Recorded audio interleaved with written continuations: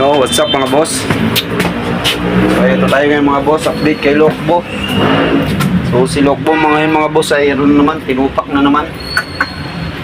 So uuwi muna tayo ngayon mga boss kasi nga si Lokbo ay hindi na tumakbo, napagod na siguro. So ang sakit ni Lokbo ngayon mga boss ay transmission. So papalitan yung transmission ko, bababa yung makina. Kasi nga mga boss ayaw na tumakbo, ayaw na pumasok yung cambio. So may pumunta na ditong mekaniko kanina, ginagawa, hindi kayang gawin. So nandito ako ngayon mga boss sa Libertad, dito sa garahe namin sa Libertad. So hindi magagawa, papalitan pa ng ng makina.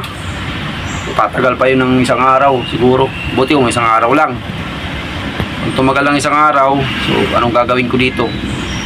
Uwi muna ako mga boss. So iwan ko muna si Lokbo dito. Yan, inanda ko lang yung mga gamit ko. Kung sakali baka may mawala dito. Ay naku Lokbo, hindi ka na naman nakisama. Kasira ka na naman. Na talaga si Lokbo mga boss. Gusto na yata magpapalit kaya lagi nasisira Kanina mga boss, hanggang LRT lang ako. Hindi na tumakbo. Pinilit na lang makapunta dito sa Libertad.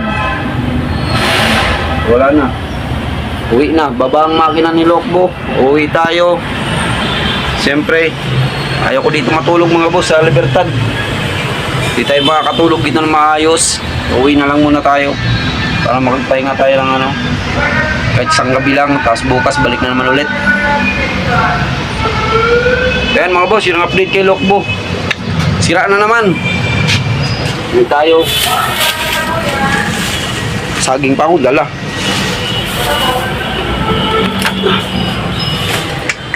Ay nako, nakakaumay.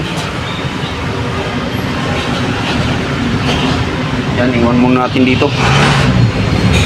Sarado lang muna natin itong sarado muna natin yung dyan. Sarado muna natin itong estribo.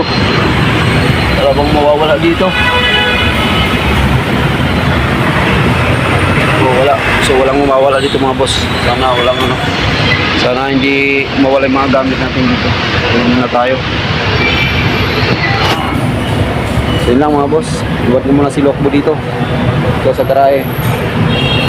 Uwi muna tayo. Bye bye mga boss. See you next vlog. Si Lokbo may sakit na naman. Ay naku.